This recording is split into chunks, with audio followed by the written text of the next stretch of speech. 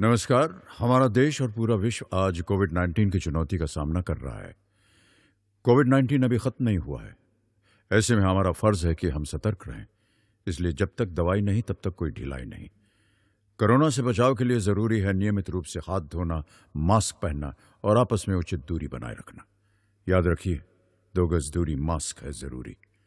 खांसी, बुखार या सांस लेने में कठिनाई होने पर हेल्पलाइन नंबर 1075 पर संपर्क करें। जय हिंद बच्चों, welcome to the English class with Garima Batra Chhindwara. और आज हम शुरू करने जा रहे हैं आपकी text book hornbill class 11th के lesson number 2 we are not afraid to die if we can all be together के क्वेश्चन आंसर्स को। Read the following passage carefully. नीचे दिए गए पैसेज को ध्यान से पढ़ो। In July 1976, my wife Mary, son Jonathan 6, daughter Suzanne 7, and I set sail from Plymouth, England, to duplicate the round-the-world voyage made 200 years earlier by Captain James Cook.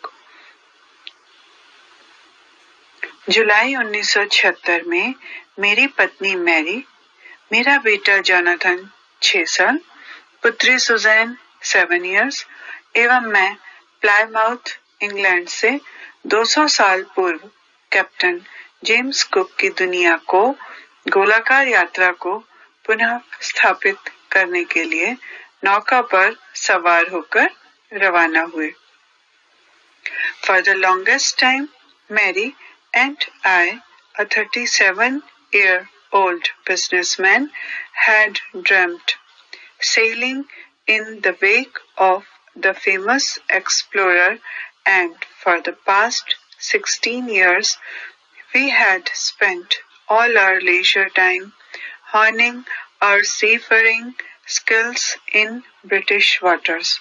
बहुत लंबे समय से मेरी पत्नी और मैं, एक 37 वर्षीय व्यापारी, उस प्रसिद्ध खोजकर्ता या अन्वेषक की जल सैर को अनुभव करने का सपना देख रहे थे और पिछले 16 सालों से हमने अपना पूरा फुर्सत का समय हमारी समुद्र यात्रा की कला को ब्रिटिश अलग अलग समुद्रों के अलग अलग तरह के पानी में निखारने का काम किया था। And now answer the following questions. तो अब हमें नीचे दिए हुए प्रश्नों के उत्तर लिखने हैं और ये जो क्वेश्चंस हैं, ये जो पैसेज अभी हमने पढ़ा है उसी पर आधारित हैं। Question number 1, where did the writer start his sail from? लेखक ने अपनी यात्रा, समुद्री यात्रा कहाँ से शुरू की थी? A, Cape Town in Africa, second Costa Rica in Britain, C Plymouth in England, या डी फ्रॉम एम्स्टर्डम। और हमने पढ़ा है ये कि इसका आंसर है C, Plymouth in England. Question number 2, whom did the narrator and his family want to duplicate? किसकी यात्रा को लेखक और उसका परिवार दोहराना चाहते थे? And the options are A, American Larry Weasel, या B, Swiss Herb Sizzler, या C, Captain James Cook. And the answer is Captain James Cook. Question number 3, what did the narrator kept doing for the past 16 years? पिछले 16 सालों से लेखक क्या करते रहे थे?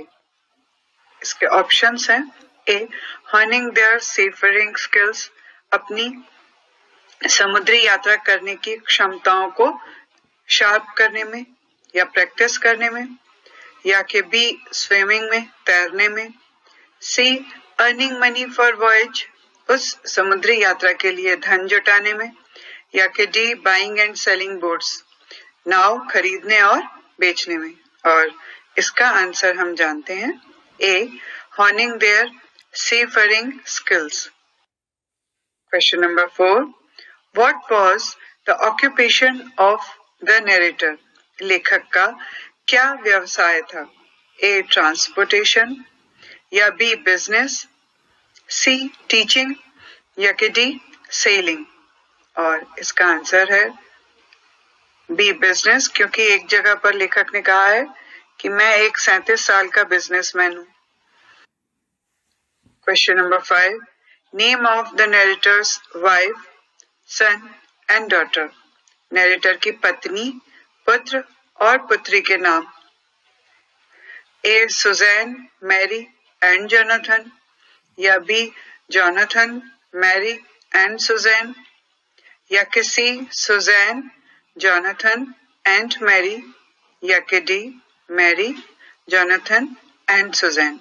And the answer is Mary, जो उनकी वाइफ का नाम था, पुत्र का नाम जोनाथन और बेटी का नाम सुजैन था।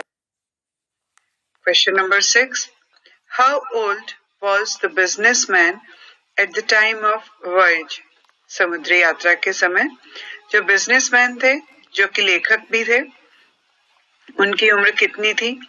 25 साल, 35 साल, 27 साल या 37 साल? And the answer is D 37, वो 37 वर्ष के थे। Now let us start the second passage.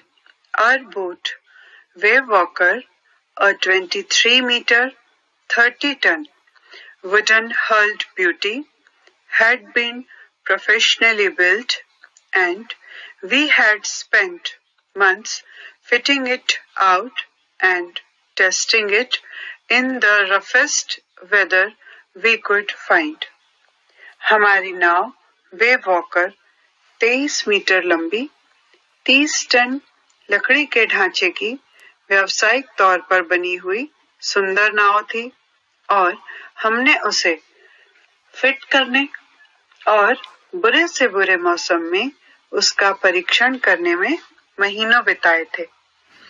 The first leg of our planned 3-year 1,05,000 kilometer journey passed pleasantly as we sailed down the west coast of Africa to Cape Town.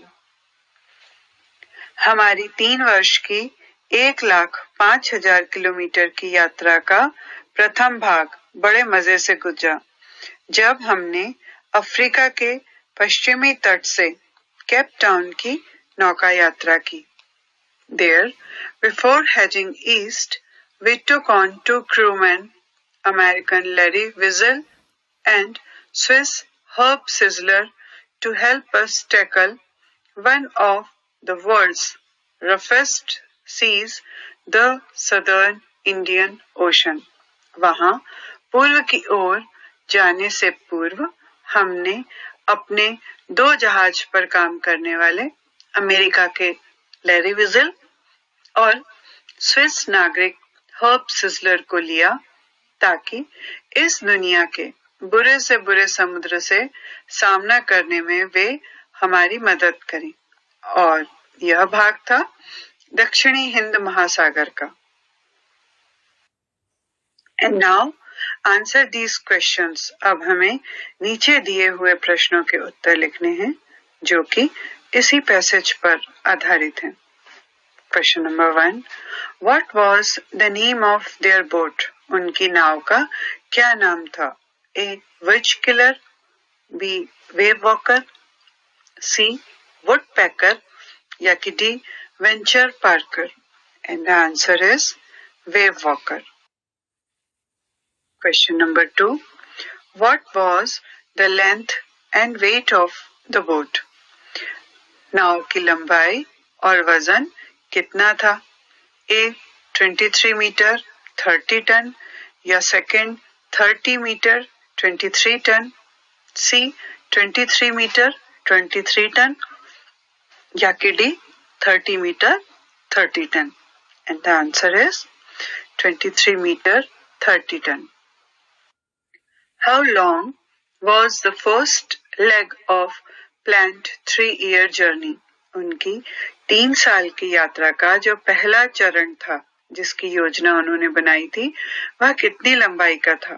A 10,200 kilometre, या B 1,02,000 kilometre, सी 1,05,000 kilometre, या D 1,05,000 kilometre. And the answer is 1,05,000 kilometers. Question number 4.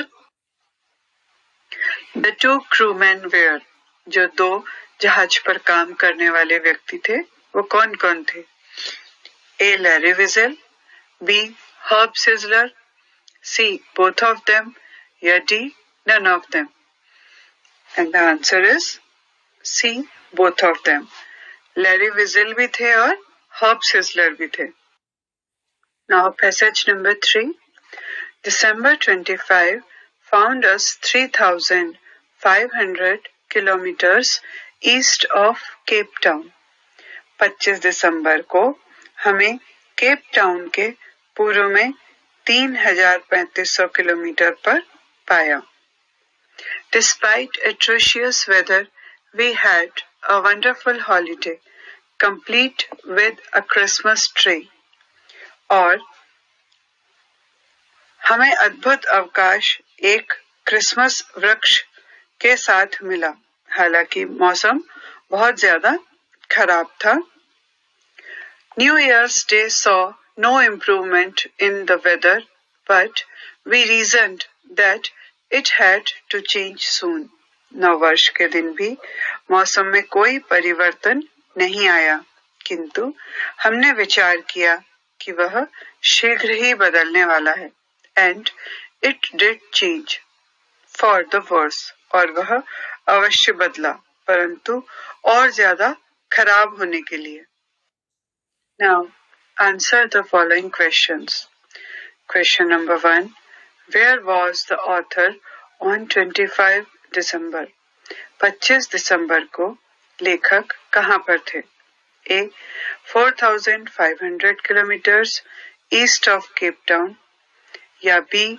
3,500 kilometers east of Costa Rica, या C.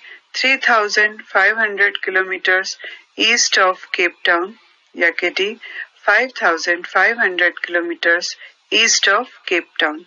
And the answer is C. 3,500 kilometers east of Cape Town. Question number 2. How was the weather there? वहाँ पर मौसम कैसा था? A. Very nice, बहुत अच्छा था. B. Pleasant, बड़ा मधुर था. C. Neither good nor bad, ना तो अच्छा और ना ही बुरा, या कि D. Atrocious, बहुत ही ज्यादा खराब. And the answer is atrocious. Question number 3. Was there any improvement in weather on the New Year's Day? क्या नए साल के दिन मौसम में कोई सुधार हुआ था? A. No. B. Yes. C. Nothing can be said, या D. Yes and no both. And the answer is no. कोई भी सुधार नहीं हुआ था. And now again we have one more passage. Read the following passage carefully. When I went in to comfort the children, John asked, Daddy, are we going to die? I tried to assure him that we could make it. जब मैं अपने बच्चों के पास गया कि उनको थोड़ी दिलासा दे सकूं, तो जॉन ने पूछा, पिताजी, क्या हम सभी मरने वाले हैं? मैंने उसे विश्वास दिलाया कि हम सफल होंगे. But Daddy, he went on. परंतु डैडी, उसने कहना जारी रखा, We aren't afraid of dying if we can all be together, you and Mummy, Sue and I. किंतु पिताजी, उसने कहना जारी रखा, हम मरने से डरने वाले नहीं हैं, यदि हम सभी, आप और मम्मी, सू व मैं साथ साथ हैं. I could find no words with which to respond, but I left the children's cabin determined to fight the sea with everything I had. इस बात का जवाब देने के लिए मेरे पास कोई शब्द नहीं थे, किंतु मैंने बच्चों के कैबिन को छोड़ते वक्त समुद्र से प्रत्येक वस्तु जो मेरे पास थी से लड़ने का दृढ़ निश्चय किया। Now answer the following questions. नीचे दिए गए प्रश्नों के उत्तर लिखो। First, was John afraid of the condition? क्या जॉन परिस्थितियों से डर गया था? A. Probably शायद, B. Yes हाँ, C. No नहीं, D. Nothing can be said कुछ भी कहा नहीं जा सकता। And the answer is no, वह डरा नहीं था और ये हमें पता चलता है जो उसने अपने पिताजी से बात की थी। Question number 2. Who spoke these words? ये शब्द किसने कहे थे? We are not afraid of dying if we can all be together. हम मरने से नहीं डरते यदि हम सभी एक साथ हैं। और इसके answers first option A Susan या बी जॉनथन या सी मैरी या D Larry. And the answer is B Jonathan. Question number 3. What impact had the narrator about his son's expression that he was not afraid of dying if they all could be together?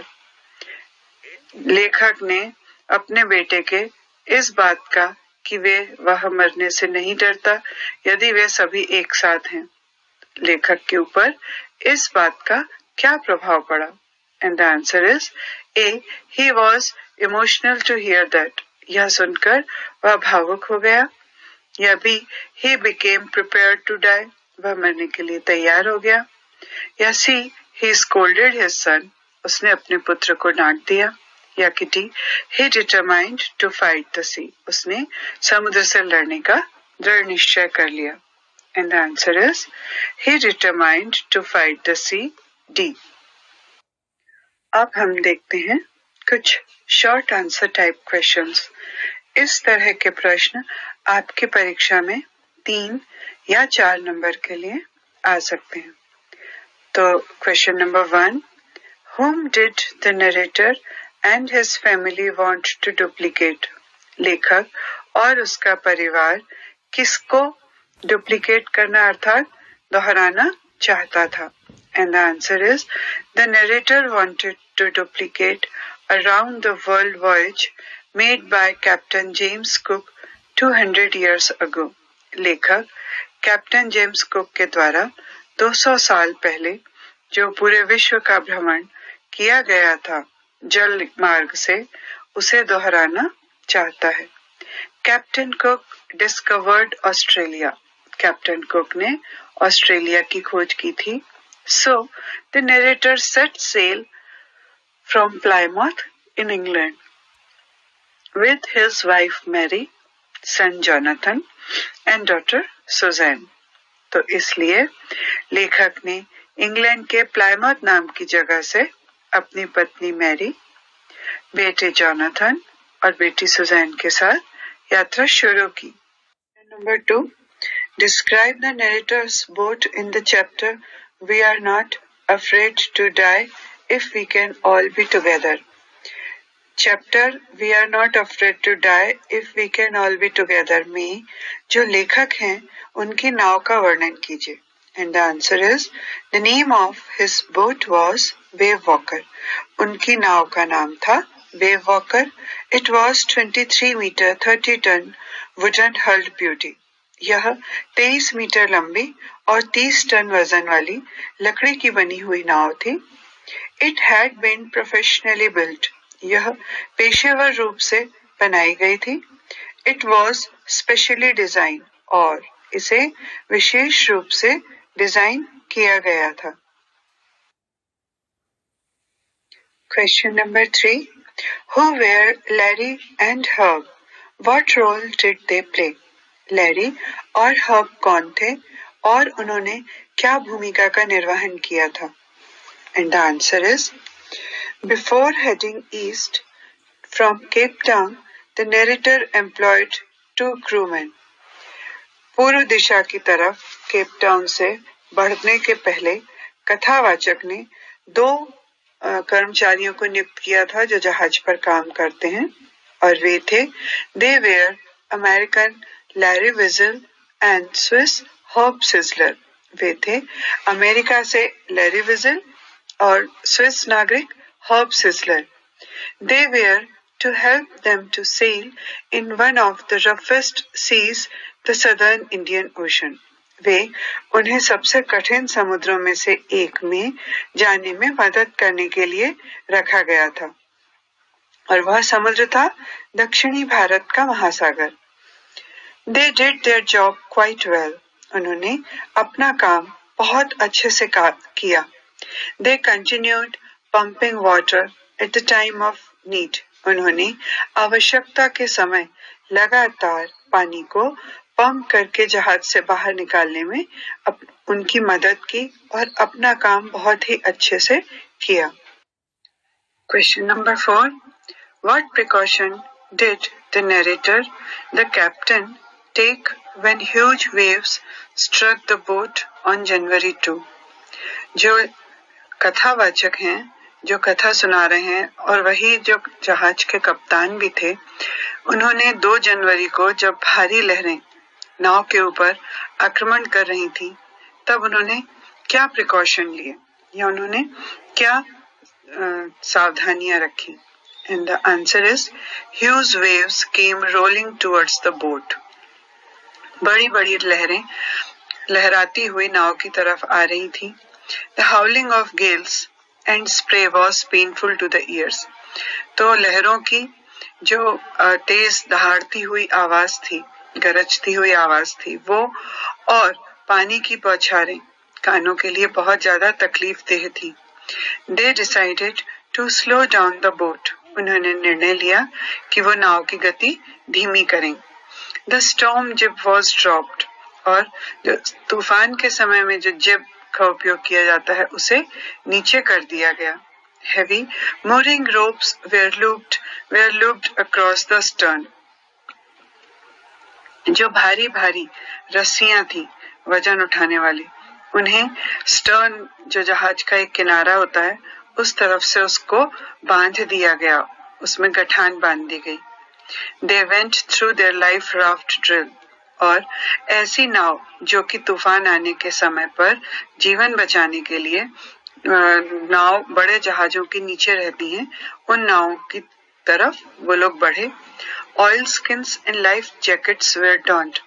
Oil skin ऐसे कपड़े होते हैं जो पानी में डूबने से बचाते हैं और हमारे शरीर को पानी से भीगने से भी बचाते हैं, और लाइफ जैकेट जिसकी सहायता से हम पानी के ऊपर तैरते हैं, उन्हें पहन लिया गया। Larry and Herb were continuously pumping water out like madman. Larry और हर्ब पागलों की तरह लगातार जहाज से पानी बाहर निकालते रहे, और इस तरह से इन सभी सावधानियों का प्रयोग उन्होंने किया ताकि वो पानी में डूबने से बच सकें। Question number 5. Justify the title We are not afraid to die. यह जो शीर्षक है कि हम मरने से नहीं डरते, इसका औचित्य बताइए। And the answer is the lesson is aptly and logically titled We are not afraid to die. पाठ का उपयुक्त और तार्किक शीर्षक है हम मरने से नहीं डरते। These were the words of Jonathan, the son of the narrator. ये शब्द कथावाचक के पुत्र जॉन के थे। Like his brave father, John declared that they were not afraid to die. अपने बहादुर पिता की तरह जॉन ने भी यह घोषणा की थी कि उसे मरने से डर नहीं लगता। But it would be better if they died together. परंतु ज्यादा बेहतर होगा यदि वह एक साथ मरे। Daddy and Mummy and Sue and he. पिता और माता और Sue और वह। These words sum up the courage shown by the narrator, his wife and children, and of course the crewmen.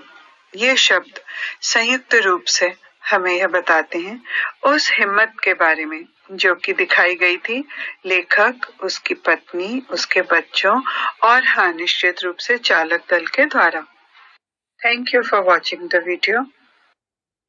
किशोरावस्था संबंधित समस्याओं के परामर्श हेतु समर्पित उमंग किशोर हेल्पलाइन के टोल फ्री नंबर 144225 पर संपर्क करें।